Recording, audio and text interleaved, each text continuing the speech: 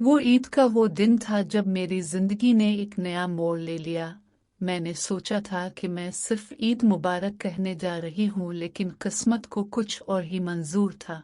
जब उसने दरवाज़ा खोला और मेरी आंखों में देखा, मुझे लगा जैसे इसकी निगाहों में पूरी कायनात छपी हो। उसने मेरे हाथ से तोहफा लिया और मेरी कलाई पकड़ ली। मेरा दिल अचानक दुगनी रफ्तार से धड़कने लगा। इसके होंठों पर वो मुस्कुराहट थी जो मैंने कभी नहीं देखी थी। और फिर उसने आहिस्ता से दरवाज़ा बंद किया, मेरा हाथ न छोड़ा। मैं डर गई थी, लेकिन मेरे दिल की गहराई में कुछ और ही उतर रहा था। उसने मेरी थोड़ी को पकड़ा, मेरी आंखों में देखा और फिर मुझे इतनी शिद्दत से चिपका लिया कि मैं भूल गई कि सांस लेना भी ज़रूरी है। मैं अपनी बात शुरू से सुनाती हूँ। ईद अल अज़हा का दिन था। सुबह से ही मेरे घर में बहुत रौनक थी। मेरी अम्मी ने मुझे वो हरा रंग का सूट पहनाया जो मैंने ईद से 2 हफ्ते पहले खरीदा था। मेरे बाल खिले हुए थे और मैंने हाथों में हल्की सी मेहंदी लगाई थी। मेरे चेहरे पर ईद वाली मुस्कुराहट थी, क्योंकि मुझे अपने साथियों को ईद मुबारक कहने का बहुत शौक था। सबसे पहले मैंने सोचा कि फराज के घर जाना चाहिए। फराज मेरा बचपन का साथी है। हम एक साथ पले बड़े, एक स्कूल में पढ़े और अब कॉलेज में भी साथी हैं। वो मेरा वो साथी है जिसके सामने मैं बगैर किसी झिझक के हंस सकती हूँ, रो सकती हूँ और सब कुछ कह सकती हूँ। मैंने मिठाई का डब्बा उठाया और उसके घर की तरफ निकल गई। रास्ते में मैं सोच रही थी कि उसे क्या तोहफा दूं, लेकिन फिर मैंने सोचा कि ईद पर तो मिठाई ही सबसे अच्छा तोहफा होती है। इसके घर पहुंचकर मैंने घंटी बजाई। दरवाज़ा खुला तो फराज खुद खड़ा था। इसने नीले रंग का एक खूबसूरत सूट पहना हुआ था। इसके बालों में जेल लगा हुआ था और वो बहुत अच्छा लग रहा था। मैंने मुस्कुराते हुए कहा, ईद मुबारक फराज, और मिठाई का डब्बा इसकी तरफ बढ़ा दिया। उसने डब्बा लिया, मुस्कुराया और बोला, ईद मुबारक, अंदर आओ।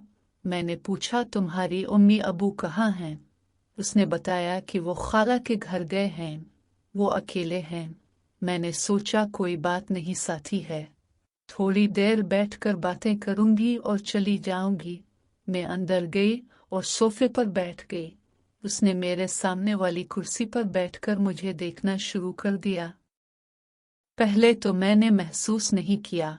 मैं बता रही थी कि कॉलेज में अगले हफ्ते टेस्ट हैं, किस टीचर ने क्या कहा और ईद पर क्या क्या मंसूबे हैं, लेकिन वो कुछ जवाब नहीं दे रहा था, बस मुझे देख रहा था। मैंने कहा, क्या हुआ, तुम खामोश क्यों हो? उसने कुछ देर मेरे चेहरे को देखा, फिर बोला, तुम आज बहुत खूबसूरत लग रही हो इरम। मैंने कभी तुम्हें ऐसे नहीं देखा था। मैंने हंस कर कहा, अरे मैं हर रोज ऐसी ही होती हूँ, आज तुम्हें क्या हो गया है? लेकिन इसकी आंखों में वो मजाक नहीं था जो हमेशा होता था। इसकी नजर में कुछ गहरा था, कुछ शदीद था। मुझे थोड़ी सी बेचैनी हुई। मैंने सोचा कि अब मुझे जाना चाहिए। मैंने कहा, चलो मुझे जाने दो, और भी कई जगह जाना है। मैं उठने लगी तो इसने अचानक मेरा हाथ पकड़ लिया। मैंने हैरत से इसकी तरफ देखा। उसने कहा, अभी मत जाओ, थोड़ी देर और बैठो। मैंने हंसकर अपना हाथ छुड़ाने की कोशिश की, लेकिन उसने मजीद जोर से पकड़ लिया। मैंने कहा, फराज क्या कर रहे हो, जाने दो मुझे, लेकिन वो नहीं माना। उसने खड़े होकर मेरा दूसरा हाथ भी पकड़ लिया। मेरा दिल तेज तेज धड़क रहा था। मैंने इसकी आंखों में डर और हैरत दोनों के साथ देखा। उसने कहा, इरम, मैं तुमसे कुछ कहना चाहता हूँ। मैं काफी दिनों से ये कहना चाह रहा था, लेकिन डर लगता था। मैंने पूछा, क्या कहना चाहते हो? उसने एक सांस भरी और बोला, मैं तुमसे मोहब्बत करता हूँ, पिछले 2 सालों से हर रोज हर घंटे। मैं चुप हो गई। मैंने कभी नहीं सोचा था कि ऐसा हो सकता है। वो तो मेरा साथी था, मेरा सबसे अच्छा साथी। मैंने कहा, फराज, तुम मजाक कर रहे हो, हम तो साथी हैं। उसने सर हिलाया और बोला, मैं मजाक नहीं कर रहा, मैं तुमसे सच्ची मोहब्बत करता हूँ और आज मैं तुम्हें जाने नहीं दूंगा जब तक तुम मुझे जवाब नहीं देती। मैंने कहा मैं तुम्हें क्या जवाब दूं? मैंने कभी तुम्हें इस तरह सोचा ही नहीं। मेरे जवाब ने इसे शायद तोड़ दिया। अगले दिन जब मैं घर गई तो मैंने अपनी उम्मी को सब कुछ बता दिया। उम्मी पहले तो बहुत गुस्से में थी, लेकिन जब मैंने कहा कि मैं फराज के बगैर नहीं रह सकती तो वो खामोश हो गई। फिर फराज के घर वाले आए। दोनों घरों में थोड़ी बहस हुई, लेकिन आखिरकार सब मान गए। शादी के दिन मैंने फराज की तरफ देखा जब वो मुझे लेकर आ रहा था। इसकी आंखों में वही शिद्दत थी जो इस ईद वाले दिन थी। उसने मेरे कान में आकर कहा, याद है तुम ईद मुबारक कहने आई थी और मैंने तुम्हें जाने नहीं दिया। मैंने मुस्कुराकर कहा, तुमने तो मेरे साथ बदतमीजी की थी। उसने हंसकर कहा, वो बदतमीजी नहीं थी, वो मोहब्बत का पहला सफ़ा था।